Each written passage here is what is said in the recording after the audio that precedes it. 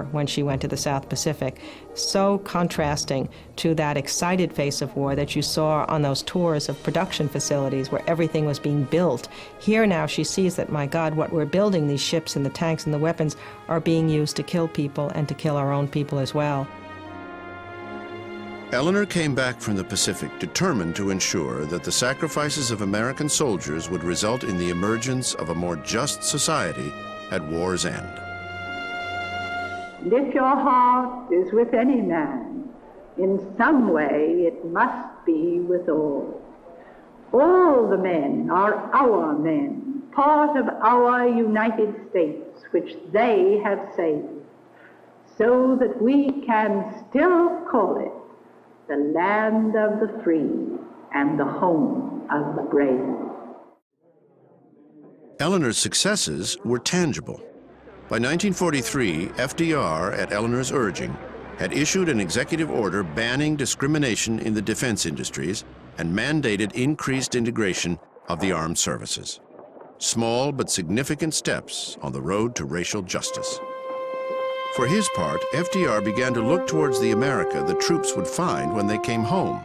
On July 28, 1943, he spoke of the kind of society he wanted to see emerge from the sacrifice of millions of ordinary Americans. He laid out the blueprint for what became the GI Bill of Rights.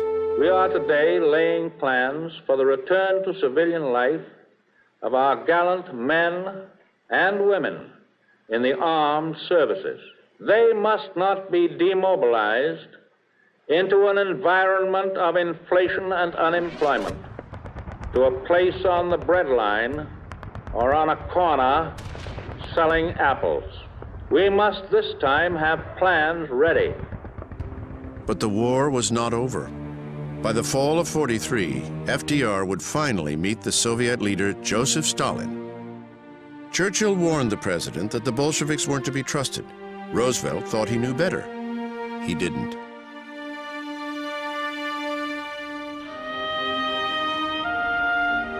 On the Soviet front, the tide had finally turned. Russian troops defeated the Nazis at Leningrad and Stalingrad. Hitler's troops were now in headlong retreat as Soviet divisions moved toward the Polish eastern border. The Soviets recognized that if they were the only ones marching on Berlin, Moscow would dictate the post-war map of Europe. I believe Stalin was already calculating what the post-war world would look like, and that what had to come out of this war, the price that the Soviet Union paid was so heavy, was so dire, that he wanted them to dominate the continent. The path to victory in the Pacific was also coming into focus. At the helm, Roosevelt had appointed four-star General Douglas MacArthur as his theater commander, a man he neither liked nor trusted. But MacArthur was respected among his fellow officers, and there was another crucial political consideration to be made. He picked MacArthur for the Pacific for rather odd reasons to keep him occupied and out of his hair, MacArthur being so anti-Roosevelt, anti-New Deal, arch-conservative. For over a year, MacArthur had protested the European First strategy. He warned that nothing short of an invasion of Japan would secure total victory, an invasion that might cost 1 million American lives. Roosevelt saw a partial solution. He would get the Soviets to end their policy of Asian neutrality and join the fight. No one yet knew if the atomic bomb would work, if it would be available in time to be used, either in Europe or in Japan, what its effect might be. There were huge question marks about that particular piece of technology. So there was a lot riding on the idea that it would be the Soviet entry that would finally crush Japan's ambitions in Asia. On the afternoon of November 11, 1943, Roosevelt stole away from the White House, crossing the Atlantic, for a top-secret conference in Tehran with Winston Churchill, and, for the first time, the person FDR most wanted to meet, Joseph Stalin. He was hopeful that Stalin would come to understand that the United States was not an aggressive imperial power, that we had no long-term designs on destroying the Soviet system or Soviet government. Before the first session, Roosevelt warned Churchill that he intended to poke fun at the British Prime Minister's bulldog determination. Really, what he was trying to do was to ingratiate himself with Stalin at Churchill's expense. Despite the advanced warning, the ridicule proved difficult to accept for the notoriously insecure prime minister. I think he was humiliated by it. I think he was angry but stoical. Again, it was this question which was always in Churchill's mind.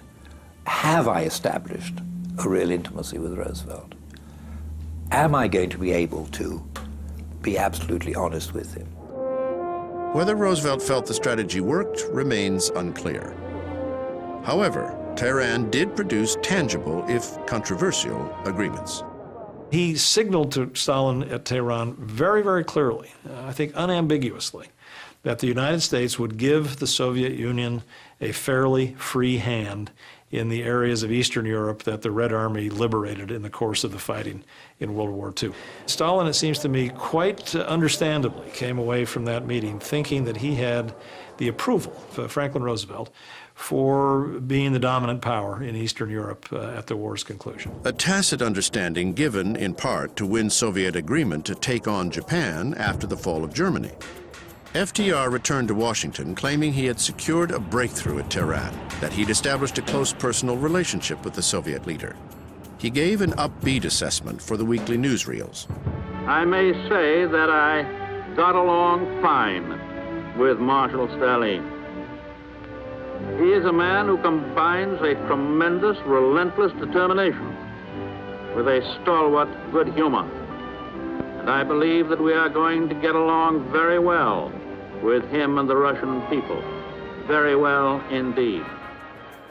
Privately, Roosevelt later told Eleanor that the greatest challenge he faced was to win Stalin's trust. My husband said, Stalin has no faith in us at all. So I think the only thing we can do, since we must stay together as allies and trust each other as allies, is to see to it that from now on, whatever we promise, we keep our word. And not only we keep our word, but we see to it that the British keep their word.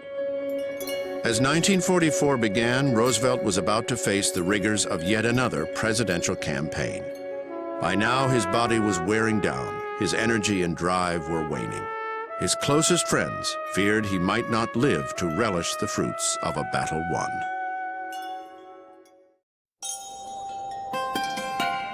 By January 1944, FDR had been president for 11 years. Yet after all this time, the president still found it necessary to remain secretive, to restrict information not just from his contemporaries, but also from history. He left no written record behind. He didn't want note-taking done at cabinet meetings. If he'd had his way, all the records of his meetings with Stalin and Churchill and other heads of state would have been destroyed. One private record was kept. It was written by his distant cousin, Daisy Suckley, who was his nearly constant companion during the last year of his life. Her diary, discovered in a suitcase under her bed 50 years after Roosevelt's death, provides a unique insight into what would be the final year of Roosevelt's life.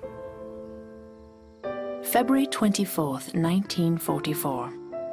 The president is tired. He acknowledges it and wants to get out of his grueling job. But there is too much demand for him to stay in, not only from this country, but also from the United Nations. If one could only look into the future. It is through Daisy's eyes that we learn about the rapidly declining health that for too long was obvious to Daisy and the president's daughter, Anna, who had come to live at the White House. They observed an inability to concentrate and his frequent complaint of severe headaches, symptoms that troubled the two women far more than they appeared to worry the president's own doctors. March 2nd, 1944.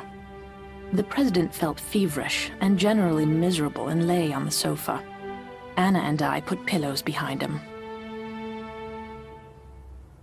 March 24th.